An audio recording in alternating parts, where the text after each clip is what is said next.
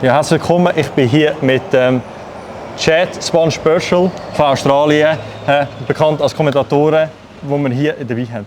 Chad, so you've been here a long time. You're one of the main representation for Australia, right? So you are from the representation from the crowd are more like Swiss people. Sure. We're not that many. Sure. We're a few. We always comment, they're like, yeah, they will do stuff. Yes. But not that much.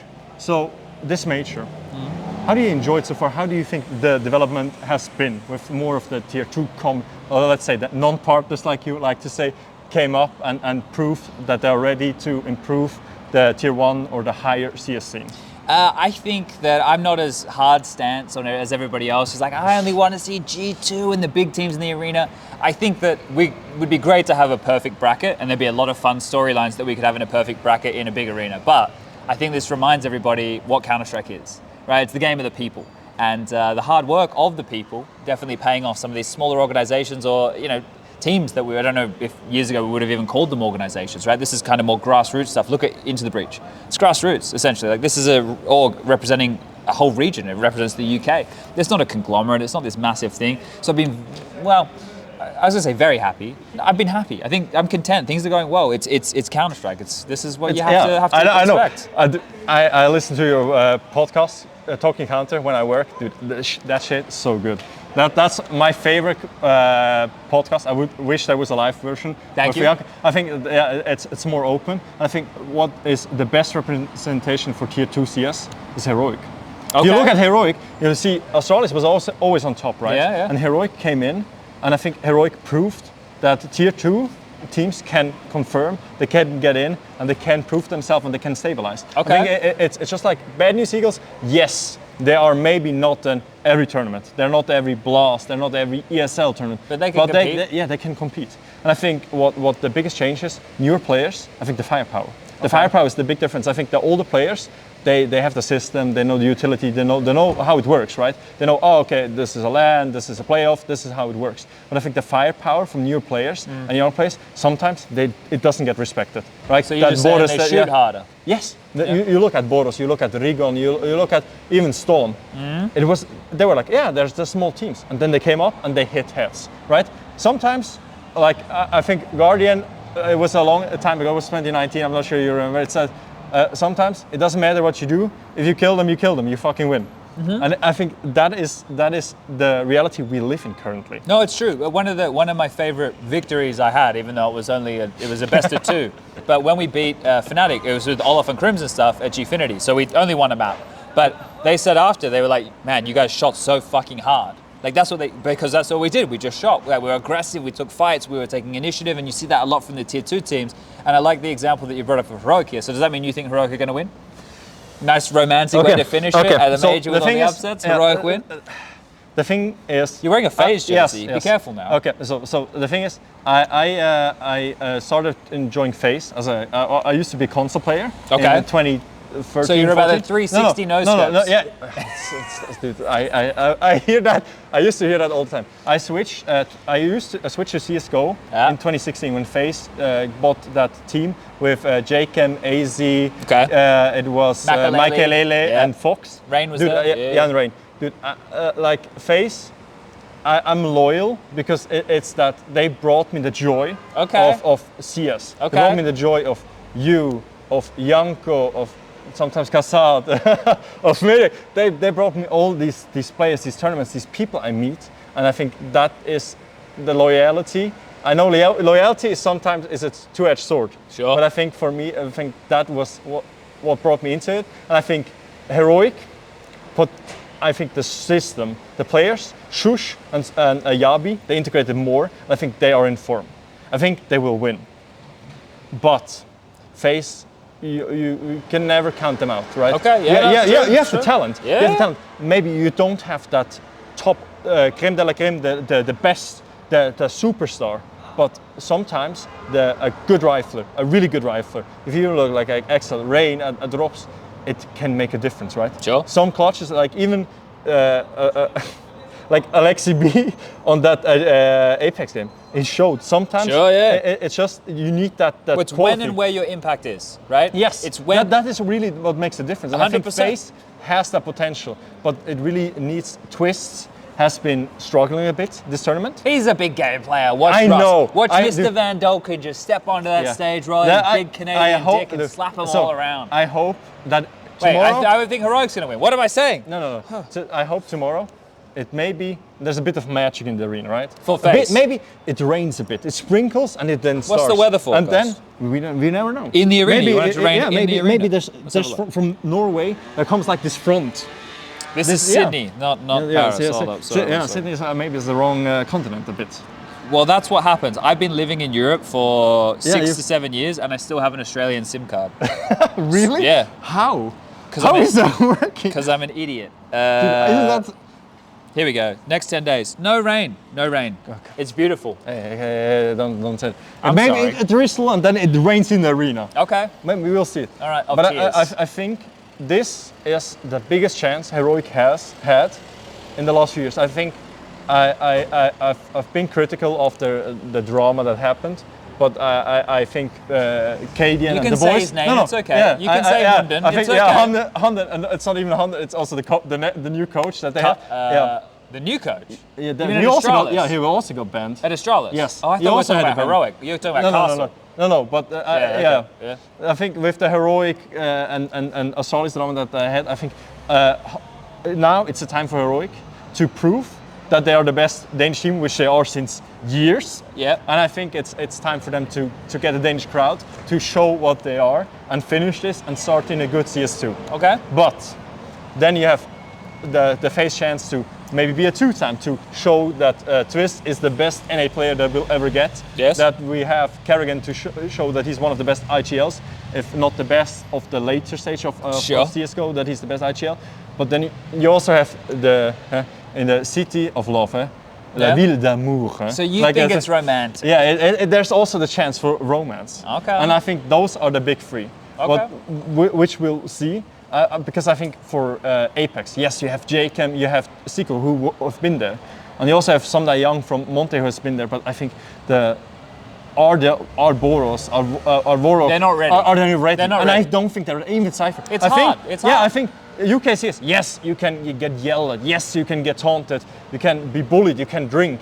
But are you ready for standing there in the front of the crowd, walking in and hearing your name or your team name? You're yelling and you're like, shit. I need to win. It's real tomorrow. Yeah. It's almost like 2015. That I'm not sure if you remember. It was a game. It was a French. I can't remember. I think it was Titan. Oh, that was a game. There was a crazy game. Yeah, there was a team. I can't remember.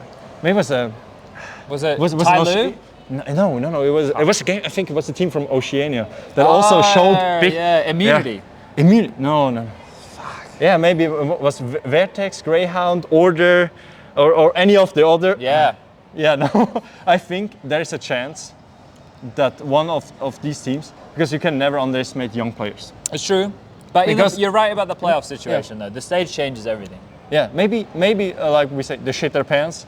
They have the panic attack. They're like, oh shit, we are gonna lose, and they have that feeling.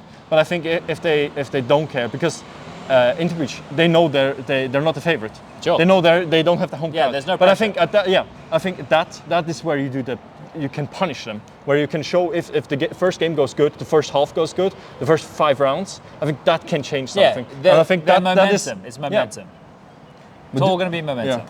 Do you think there is a chance for one of the 4 newish teams to punch up, to show? The best chance is the Game of Legion Monty guys, right? Because they get a free crack. Whoever wins there gets a free shot at FaZe or Heroic in the semi. And that's the best chance we have of having an underdog in the final. I think it's really hard on the other side. I think Apex can push Liquid because they're like really in your face, fight.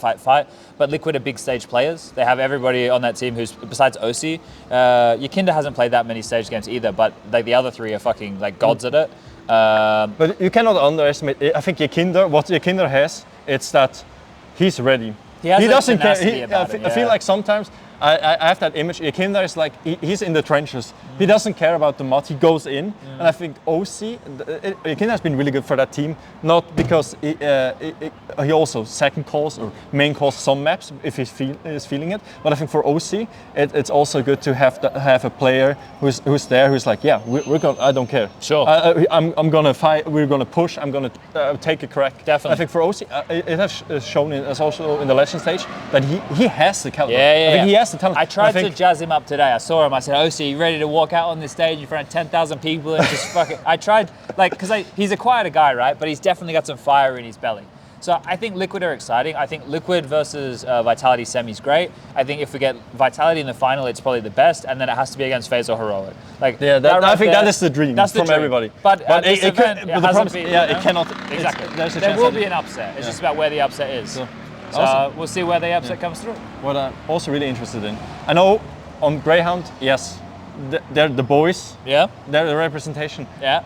Do you think if they get a coach? I'll coach them if Dexter joins. I would coach them. So more like it was 2019, 19. It was a Starlight at Berlin or Katowice where they had Dexasia also, where they had Dexter. Yeah. So because I think what Greyhound is lacking is more of a coach. Sure. That tells them go back to more structure, and also I think an analysis. But I think it's hard for them. Yeah, they don't have the funding. And find the footing, because I think I'll do it on cheap. I'll do it on the cheap. Because I think that I'll be almost free. the firepower. Alistair, when he's on, he's good. And Elias, they also Vex. They don't look. He doesn't look that bad. Yeah, I agree. Dude, I trusted him. Vexlide's a good player. Yeah, I when I saw him in Melbourne, the last tournament, I thought. I was like, okay, I think the kid has a chance. He has the potential. If he shows that consistency, and if Alistair as an AWPer shows also a bit more consistency, I think there's a chance. And I think that is what that region is lacking. There's not, the support system is not there. Oh, but that's the issue, right? You come from a small region, you have to work harder. It's not like oh, let's get them more support. It's not possible. Like, I understand, like, the Swiss is the same situation, right? Small region. But the thing with it for the Swiss is you guys are in Europe. So you just have to play with international teams, right? Yes, in we export. Really? You have to. Yeah. If you look, the three biggest, let's say the biggest hitters was scenes. We had Maniac in Titan. We have Rigon, who went to Secret, then Blink, then Bad News Eagles. Yep. And then you have Xreal, who I'm not sure how much you followed the tier 2 scene with Heat. After they changed, they took Jax out, and he played there as a stand-in, and I think that project it started to getting some the ball started to get rolling. Okay. And then they had financial issues. Yeah. And I think we're in the same boat. I think the Australian, even if you're a small team, even if you're a server and you have a lot of problem with matchmaking and even face it, I think there are some diamonds in the rough. Of course. And I think there's some young talent, and I think they. Maybe we never know. When you are like, maybe you feel like, okay, I'm gonna take a break a bit, and I know your passion. I know you only bleed for Counter-Strike. I take breaks. I take breaks. I know. You take breaks, but I hear you. I watch a lot of your podcasts because I share that passion. After I switched from console to PC, I think that passion I can most. It's the same for. I feel most close to you. Sure. Because I think Maniac is a good analyst. Yeah. I feel because we have more that Swiss mentality how we think around matches, but I think that passion is there. I think that is sometimes what the Australian scene is lacking. A bit of that somebody who's like, boys, stop, fucking get your head straight, get in the game, and get this back. Because I think they can. Sure. They get into it. I know what you're saying. I know what you're saying. Yeah. Well, like I said, they need Spunj too. I'll coach Spunj too, the coach. I'll coach him. If Dexter joins, I'll coach. Is this a promise? I promise. I will do it. Okay. I'm putting it out there. I'll do it. I will work as a commentator and I'll coach them at the same time. I watch all the games anyway. Almost like Banks, who's also a manager for Yeah, but so what I'll have to do is I'll have to ask. I'll say, hey, look, I have to cast this game, but this game I have to be coaching. Yeah, but they're having a different time zone. So it shouldn't. Yeah, but but the big events. Yeah, 24 hours. I'll wake up. I told them I'll wake up at any time. I'll be there. I'll join TeamSpeak whenever. I'll fucking be. Give me the Go TV. I'll be there. Dude, I'll join the server. Dude, that's what I respect so much about you. It's that passion. That's because I got nothing else to do. I know. Come on. No, but there's not that many people that I feel that they love Counter-Strike as much as you do. CS2 is going to change everything, don't you think? So I think for our scene, it's make or break because the age has gone up. We've lost a good few players to Valorant. No, because of age. Yeah, no, bachelor, masters, they're studying, and in Switzerland it's really hard. Yeah, no. The prize pool is 2K, 2.5K is not enough if you win the biggest tournament in Switzerland. Not between 5. Yes. That's like old school days. Yes. Yeah. So I think it's make or break for us, and I really hope that the smaller scenes, also just like Kosovo, that BNE, I think maybe they need a change. Maybe they need a system change. Position for Rigon. Yeah, there's I don't know, I think man. no for Kosovo, there's countries like Croatia. If you look at like Albania, there are players, and I think it's just the chance to find a new. Sure, try something new. Yeah. I see what you're saying. I think for CS2, it's just like Take a Valorant. risk, take a chance. Valorant was a paycheck chance for players. Yeah. I think CS2 is a new chance for get fresh blood in. Sure, I see. Get the hype up, to get the tournaments bigger. I hope that the Australian scene and also the smaller parts of Europe, that they have the chance to get that in. Me too. Yeah. Is there anything you want to tell the Swiss community that you're really passionate about, that you think that they need to do? Because I do. Swiss, they're really stubborn. You I know got what something the most for the Swiss. I got something so for them. what do you think are the most played maps we played the last 5 years? Or even the last 2 years? For the Swiss? The Swiss, Swiss. Probably Mirage. Yes. Yeah. Inferno. Yeah, and maybe fucking Nuke. Dust 2 was also there. Okay, Dust 2. Yeah, I don't discount that. Swiss are really, but they moved to Ancient. I got something for him. Okay, come on. All right. You can use me as motivation. I want you to all to go back and watch the ESL1 Cologne 2015 match between Renegades and Titan. And I want you to watch Maniac losing to me, some washed up, old, 33-year-old man who can't even put the crosshair in the right direction. I want you to go, who the fuck is that guy? What fucking country is that? It's not even real. Australia's not even real. I'm not even a real person. And you have to ask yourself, do you want to know that in the future, your Swiss representation might lose to a place that's represented by fucking kangaroos? No, you don't. Get in the server, start grinding, do what you gotta do, and play some fucking Counter-Strike so this guy can support someone other than Maniac and Rigon on the fucking server. I still have space on my Swiss Goats AK. I have 2 more spaces. There you go. You could be on his AK. Start playing now. It doesn't take a lot. Look, Into the Breach, top 8 are fucking major. If the British can do it, the Swiss can do it. I hope so. I hope so too. I really enjoyed to talk with you, to hear your passionate thoughts about this tournament, your scene, my scene, and the whole development we'll see. And I hope we'll have another 10 years.